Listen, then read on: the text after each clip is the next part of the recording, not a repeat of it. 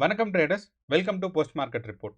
So இன்னைக்கு நம்ம இந்த வீடியோவில் என்ன பார்க்க போறோம்னா, ஜூன் 18ஆம் தேதி புதன்கிழமை நிஃப்டி, பேங்க் நிஃப்டி மற்றும் சென்செக்ஸ் வந்து எப்படி பெர்ஃபார்ம் பண்ணுறதுக்கு வாய்ப்பு இருக்குது அப்படிங்கிறத நம்ம இந்த வீடியோவில் டீட்டெயிலாக பார்க்க போகிறோம். அண்ட் இந்த அனாலிசிஸை நம்ம எப்படி அனலைஸ் பண்ண போகிறோம்னா, ஃபஸ்ட்டு வந்து price action of Nifty, bank Nifty, அது மட்டும் இல்லாமல் சென்செக்ஸை பார்ப்போம். அப்போ இந்த ப்ரைஸ் ஆக்ஷன் பார்க்கும்போது நம்ம வந்து முக்கியமான சப்போர்ட் லெவல் என்ன, முக்கியமான ரெசிஸ்டன்ஸ் லெவல் என்ன, ஓவரால் பெர்ஃபார்மன்ஸ் வந்து டெத் கிராஸா இல்லை கோல்டன் கிராஸா அப்படிங்கிறதையும் நம்ம டீட்டெயிலாக அனலைஸ் பண்ணுவோம். ரெண்டாவது பார்த்தீங்கன்னா, நம்மளோட ஓப்பன் இன்ட்ரெஸ்ட் டேட்டா இருக்கு. ஸோ இந்த ஓப்பன் இன்ட்ரெஸ்ட் டேட்டாவில் நமக்கு பார்க்கும்போது நமக்கு கிளியரான சப்போர்ட் எங்கே இருக்குது, கிளியரான ரெசிஸ்டன்ஸ் எங்கே இருக்குது, அண்ட் சப்போர்ட்டுக்கு வரைக்கும் போகிறதுக்கான வாய்ப்பு இருக்கா, இல்லைனா ரெசிஸ்டன்ஸ் வரைக்கும் போகிறதுக்கான வாய்ப்பு இருக்கான்னு வச்சு இந்த பிசிஆர் ரேஷியோ வச்சு நம்ம டிட்டர்மைன் பண்ணுவோம். கடைசியாக பார்த்தீங்கன்னா நம்மளோட எஃப்ஐஏ டேட்டா இருக்குது. ஸோ இந்த எஃப்ஐஏயோட டேட்டா வச்சு நமக்கு என்ன ஒரு அண்டர்ஸ்டாண்டிங் கிடைக்கும்னா, மார்க்கெட்டில் வந்து எஃப்ஐஏஸ் எவ்வளோ ஹோல்டிங்ஸ் இருக்காங்க, டிஏஎஸ் எவ்வளோ ஹோல்டிங்ஸ் இருக்காங்க, ஸோ இது மூலியமாக நமக்கு வந்து என்ன டெசிஷன் எடுக்க முடியும் மார்க்கெட்டில் அப்படிங்கிறது. ஸோ இந்த 3 விஷயத்தையும் வச்சு தான் நமக்கு இன்னைக்கு இந்த வீடியோவில் நம்ம அனலைஸ் பண்ண போகிறோம். ஸோ ஃபஸ்ட்டு வந்து நம்ம சொன்ன மாதிரி நிஃப்டி 50யோட ப்ரைஸ் ஆக்ஷன். ஓகே, இப்போ நிஃப்டி 50 பார்த்தீங்கன்னா நமக்கு வந்து போன புதன்கிழமை, அதாவது 13ஆம் தேதின்னு பார்த்தோம்னா நமக்கு வந்து மார்க்கெட் வந்து ஒரு ஸ்ட்ராங்கான ஒரு கேப் டவுனில் வந்துச்சு. இந்த கேப் டவுன் வந்தப்பலே நம்ம என்ன எதிர்பார்த்தோம் அப்படின்னா, நான் இதை வந்து ஹைட் பண்ணிடுறேன். ஓகே, இந்த கேப் டவுன் வந்தப்பவே நம்ம என்ன எதிர்பார்த்தோம்னா, மார்க்கெட் வந்து இந்த கேப் ஃபில்லிங் நடக்கும்னு. ஸோ நமக்கு வந்து வெள்ளிக்கிழமை பார்த்தீங்கன்னா கொஞ்சம் கொஞ்சமாக இந்த கேப் ஃபில்லிங் நடந்து இது வரைக்கும் போய் முடிஞ்சிச்சு. ஓகே, ஒன்று. அப்போது இந்த மீதி இருக்கிற ப்ரைஸையும் பார்த்தீங்கன்னா திங்கக்கிழமை கேப் அப்பில் வந்துட்டு நமக்கு வந்து கவர் ஆயிடுச்சு. ஸோ அப்போ கேப் ஃபில்லிங் வந்து ஃபுல்ஃபில் ஆயிடுச்சு வெள்ளிக்கிழமை மற்றும் திங்கக்கிழமையிலேயே. அதுக்கப்புறம் பார்த்தீங்கன்னா நமக்கு வந்து திங்கக்கிழமை மார்க்கெட் வந்து ஒரு சின்னதாக க்ரோ பண்ணி திருப்பி மார்க்கெட் வந்து செட்டில் ஆச்சு. அதுக்கப்புறம் பார்த்தீங்கன்னா இன்னைக்கு 100% ஒரு பியரிஷ் மார்க்கெட் தான். ஸோ நமக்கு கிளியராக சொல்லணும்னா வெள்ளிக்கிழமை, திங்கள் அண்ட் செவ்வாய் இந்த 3 நாளையும் சேர்த்து வச்சு பார்க்கும்போது மார்க்கெட் வந்து ஒரு கன்சாலிடேஷன் ஃபேஸ்க்குள்ளே என்ட்ரு ஆகிற மாதிரி தான் இருக்குது. என்னென்னா பார்த்தீங்கன்னா நமக்கு வந்து அழகா இங்கேருந்து நமக்கு வந்து டவுன் சைட் புல்லாச்சு. அண்ட் இந்த வெள்ளிக்கிழமை மட்டும் எடுத்துட்டோம் அப்படின்னா நீங்கள் பார்த்தீங்கன்னா இந்த 25,000ம் 24,800 இந்த 2 ரேஞ்சுக்குள்ளே தான் நமக்கு வந்து போன வியாழன், திங்கள், செவ்வாய் இந்த 3 நாளும் இருக்குது. அப்போது இந்த 3 நாளுமே பார்த்தீங்கன்னா மார்க்கெட் வந்து சைட்வேஸ் ஒரு கன்சாலிடேஷன் ஃபேஸில் தான் நடந்திருக்கு. ஏன்னா ஆல்மோஸ்ட் லைக் நமக்கு வந்து வியாழக்கிழமை ஒரு 200 பாயிண்ட்ஸ் தான் டிஃப்ரென்ஸ் இருந்திருக்கு. அதே மாதிரி பார்த்தீங்கன்னா நமக்கு வந்து திங்கக்கிழமையும் பார்த்தீங்கன்னா மார்க்கெட்டோட அதிகபட்சமே வந்து 200 பாயிண்ட் தான். இன்னைக்கு நமக்கு செவ்வாய்க்கிழமை பார்த்தீங்கன்னா 150 பாயிண்ட்ஸ் தான் மார்க்கெட் வந்து மேலே கீழே மூவே ஆயிருந்திருக்கு. ஸோ அப்போ இந்த வெள்ளிக்கிழமையை மட்டும் நம்ம ரிமூவ் பண்ணிட்டோன்னா மார்க்கெட் வந்து ஒரு ஸ்ட்ராங்கான ஒரு கன்சாலிடேஷன் ஃபேஸில் என்ட்ரு ஆயிருக்குன்னு அர்த்தம். ஓகே, அப்போ இந்த ஸ்ட்ராங்கான கன்சாலிடேஷன் ஃபேஸ்னால் நமக்கு என்ன ப்ராப்ளம்னா, கண்டிப்பாக நமக்கு வந்து ஏதாவது ஒரு மேலே இருக்க ரெசிஸ்டன்ஸையோ இல்லை கீழே இருக்க சப்போர்ட்டையோ பிரேக் பண்ணுறதுக்கு கொஞ்சம் ரொம்பவே ரெசிஸ்டன்ஸாக இருக்கும். ஒன்று. ரெண்டாவது, இப்போ இருக்கிற சப்போர்ட் அதாவது 24,800ங்கிறது வந்து ஒரு ஹிஸ்டாரிக்கல் சப்போர்ட். நம்ம இது ஏற்கனவே சொல்லியிருந்திருக்கோம்.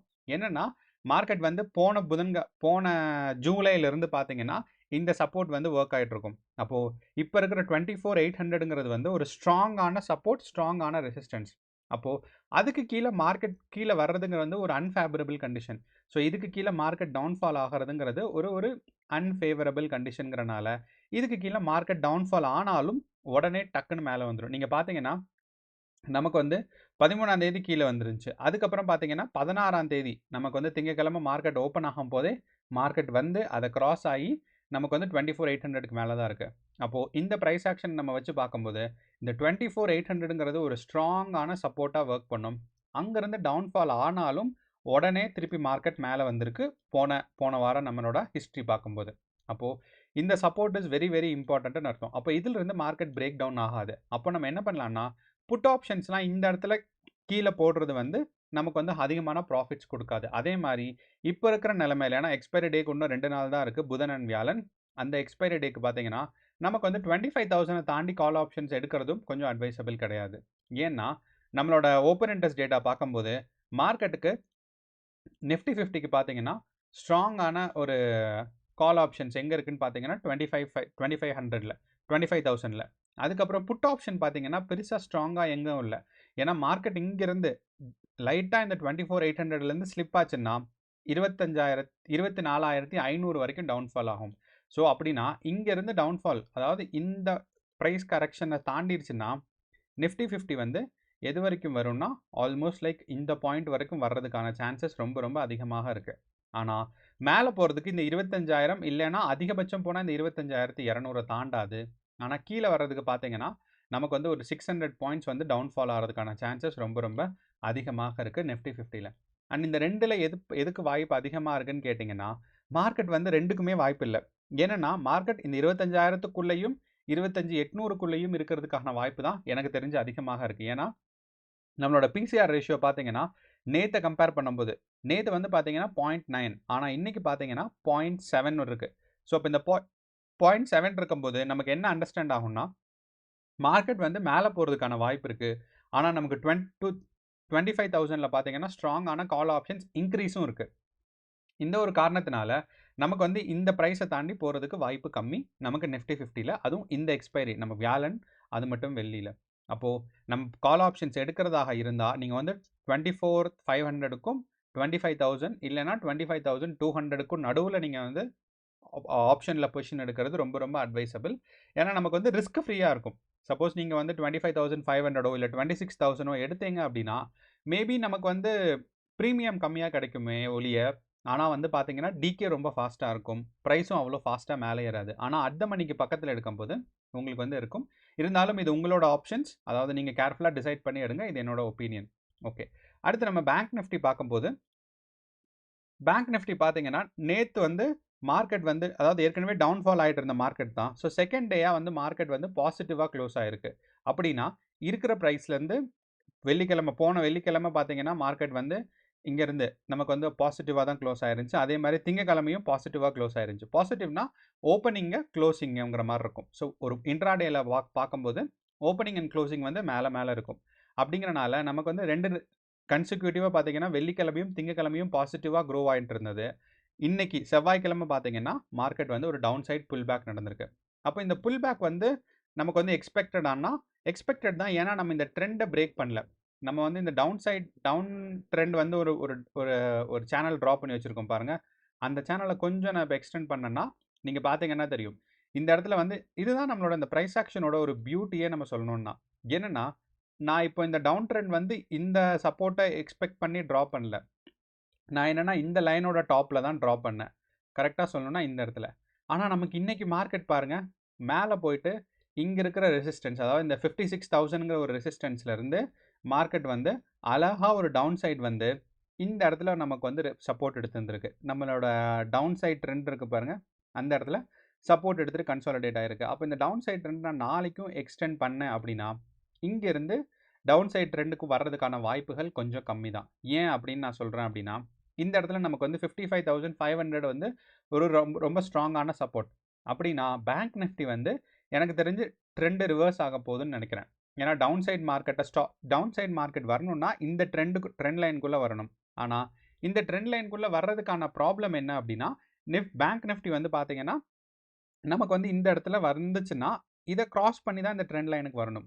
ஆனால் இதை கிராஸ் பண்ணுறதுக்கு கஷ்டம். ஏன்னா இந்த 55,500 வந்து ஒரு ஸ்ட்ராங்கான சப்போர்ட். அப்போது இப்படியே மார்க்கெட் வரும்போது இந்த ட்ரெண்ட் லைனை கிராஸ் பண்ணாது, அதாவது இந்த சப்போர்ட் லைனை கிராஸ் பண்ணாதுங்கிறனால டவுன் சைட் ட்ரெண்டுக்கு திருப்பி வராது.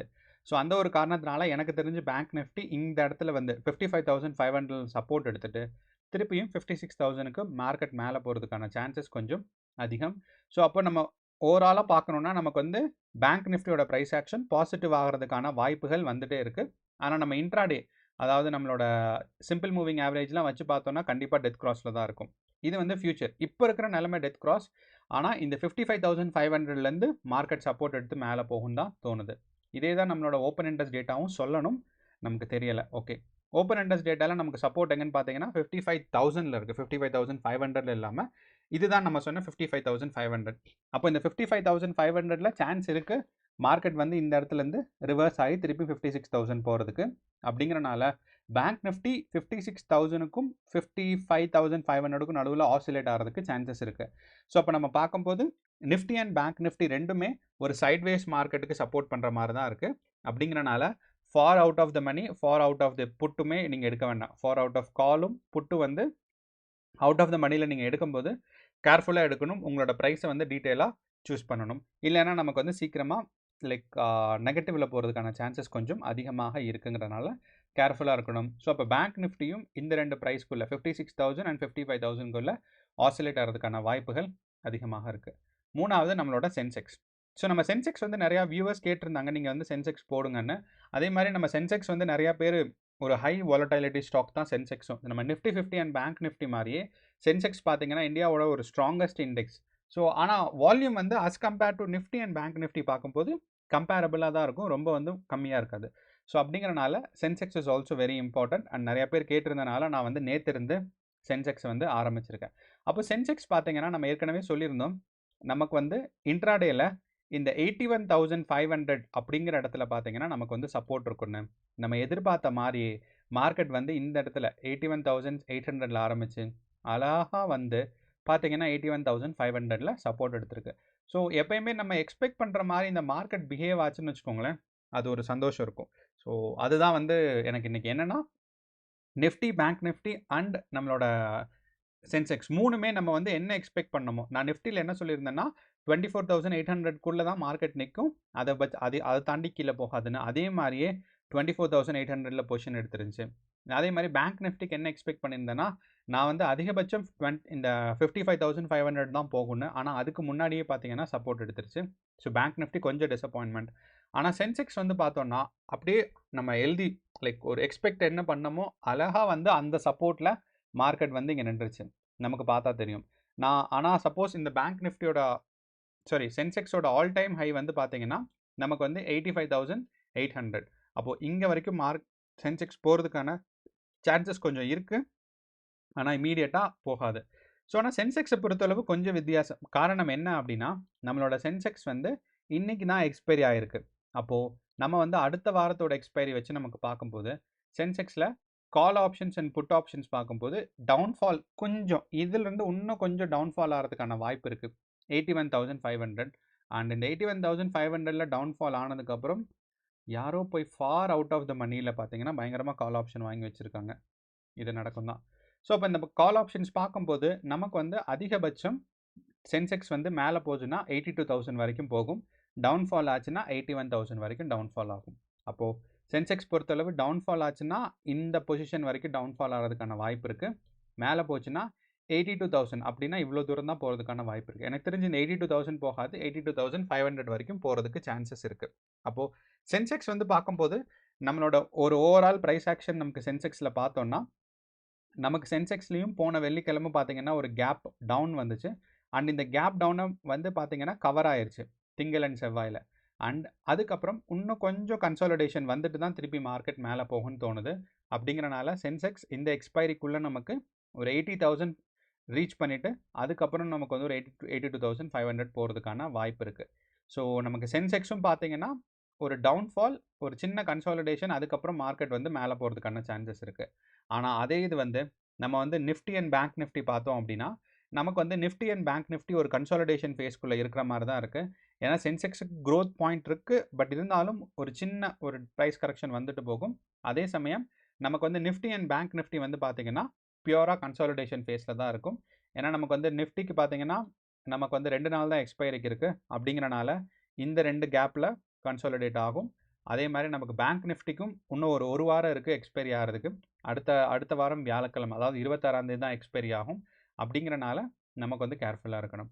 அண்ட் கடைசியாக பார்த்தீங்கன்னா நம்மளோட எஃப்ஐஐ டேட்டா. ஸோ நம்ம எஃப்ஐஐ டேட்டா பார்க்கும்போது யூஸ்வலாக நமக்கு என்ன தெரியும்னா எஃப்ஐஐஸ் வந்து அதிகமாக பை அண்ட் செல்லிங் பண்ணுவாங்க. ஆனால் இந்த ஜூன் மாதம் தொடங்கினதுலேருந்து எஃப்ஐஐஸோட பையிங் அண்ட் செல்லிங் பார்த்தீங்கன்னா ரொம்பவே லிமிட்டடாக இருக்குது. ஒன்றா எஃப்ஐஐஸ் எல்லாம் இந்தியன் கம்பெனியாக ரெஜிஸ்டர் பண்ணி இல்லைனா அவங்களுக்கு ஃபண்ட் கொடுத்து இந்தியன் கம்பெனிஸ் அதிகமாக டிஏஎஸாக மாறிட்டு இருக்காங்கன்னு அர்த்தம். இல்லைன்னா எஃப்ஐஐஸ் வந்து யூஎஸ் ப்ராப்ளம், அது மட்டும் இல்லாமல் நம்மளோட இஸ்ரேல் வார் நடக்குது. ஸோ அப்போ அந்த ஒரு டிஃப்ரென்ஸ் இதெல்லாம் வந்து பார்த்தீங்கன்னா எஃப்ஐஐஸோட ஒரு இன்ட்ரெஸ்ட் ஆஃப் இந்தியன் மார்க்கெட்டில் இருக்க ட்ரஸ்ட் வந்து குறைஞ்சிட்டே வருது. ஏன்னா இந்தியன் மார்க்கெட் டவுன்ஃபால் ஆகலான்னு எக்ஸ்பெக்ட் பண்ணுறாங்க. இது 2 விஷயம் தான் இருக்கும். ஒன்று வந்து எஃப்ஐஐஸ், அதாவது ஃபாரின் கம்பெனிஸ் எல்லாம் இந்தியன் கம்பெனிஸில் இன்வெஸ்ட் பண்ணி நிறைய அவங்க இன்வெஸ்ட் பண்ணுறாங்க இந்தியன் கம்பெனிஸ். இல்லைன்னா எஃப்ஐஐஸ் வந்து ஒரு ஸ்ட்ராங்கான ஒப்பீனியன் இல்லை. ஏன்னா குளோபல் எக்கானமியே வந்து பார்த்தீங்கன்னா ஒரு டவுன் சைடில் இருக்குது. ஒன்று யூஎஸில் இருக்கிற டென்ஷன், செகண்ட் வந்து பார்த்தீங்கன்னா ரஷ்யா யுக்ரைன் வாரும் டென்ஷன் ஆகிட்டு இருக்கு. அடுத்து வந்து நம்மளோட இஸ்ரேல் வாரும் பார்த்தீங்கன்னா டென்ஷன்லாம் இப்போ வந்து பயங்கரமாக பிரச்சனையாக போயிட்டுருக்கு. ஸோ அந்த ஒரு காரணத்தினால நம்ம வந்து என்ன பண்ணலான்னா எஃப்ஐஐஸ் வந்து மார்க்கெட் மேலே ஒரு ஸ்ட்ராங்கான ஒப்பீனியன் இல்லை. ஏன்னா எப்போ வேணாலும் டவுன்ஃபால் ஆகலான்னு யோசிச்சுட்டு இருக்காங்க. ஸோ அப்படிங்கிறனால எஃப்ஐஐஸோட பையிங் அண்ட் செல்லிங் வந்து பயங்கரமாக குறைஞ்சிட்டே வருது. ஆனால் நம்ம ஒரு ஓவரால் விஷயத்தை பார்த்தோம்னா டிஐஎஸ் அண்ட் எஃப்ஐஐஸ் ரெண்டு பேருமே ஒரு overall holdings at the end of the டேல ஹோல்டிங்ஸ் வந்து பாசிட்டிவாக இருக்குது. ஸோ எப்போ எல்லாம் இவங்களோட ஹோல்டிங்ஸ் ரெண்டு பேரும் பாசிட்டிவாக இருக்கோ அப்போ எல்லாம் மார்க்கெட் மேலே போகிறதுக்கான வாய்ப்பு. அப்படிங்கிறனால நிஃப்டி அண்ட் பேங்க் நிஃப்டி ரெண்டுமே வந்து கொஞ்சம் மேலே போகிறதுக்கான வாய்ப்பு இருக்குது. ப்ளஸ் சென்செக்ஸும் மேலே போகிறதுக்கான வாய்ப்பு இருக்குது.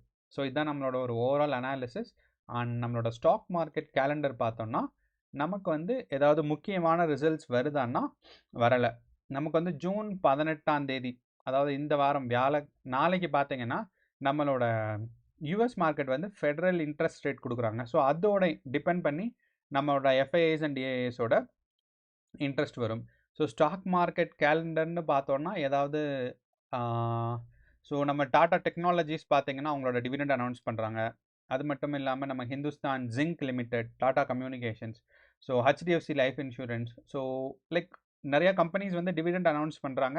பட் யாருமே வந்து ஸ்டாக் ரிசல்ட்ஸ் அனௌன்ஸ் பண்ணல இந்த வாரம். ஸோ அடுத்த வாரம் தான் பார்த்தீங்கன்னா நமக்கு ஸ்டாக் ரிசல்ட்ஸோட இம்பாக்ட் எல்லாம் தெரியும். ஏன்னா இன்ஃபோசிஸோட இம்பாக்ட் எல்லாம் வந்து அடுத்த வாரம் தான் நமக்கு ஸ்டாக்ல தெரியும். ஸோ டிவிடெண்ட் அனௌன்ஸ் பண்ணுறது it will not be figure impact இருக்காது நமக்கு வந்து வர்றதில்ல. ஸோ அப்படிங்கிறனால இந்த வாரத்துக்கு நமக்கு ஸ்டாக் ரிசல்ட்ஸை பொறுத்தளவு ஒரு முக்கியமான நியூஸோ என்னமோ வரப்போகிறதில்ல. ஏற்கனவே போயிட்டுருக்க US tension and Israel tension தான் நமக்கு வந்து ஏற்கனவே இருக்குது. ஸோ அப்படிங்கிறனால நாளைக்கு நமக்கு நிஃப்டி 50க்கு எக்ஸ்பைரி டே, கேர்ஃபுல்லாக ட்ரேட் பண்ணுங்கள். நாளையோட ட்ரேடிங் செஷனுக்கு ஆல் தி பெஸ்ட். நன்றி, வணக்கம்.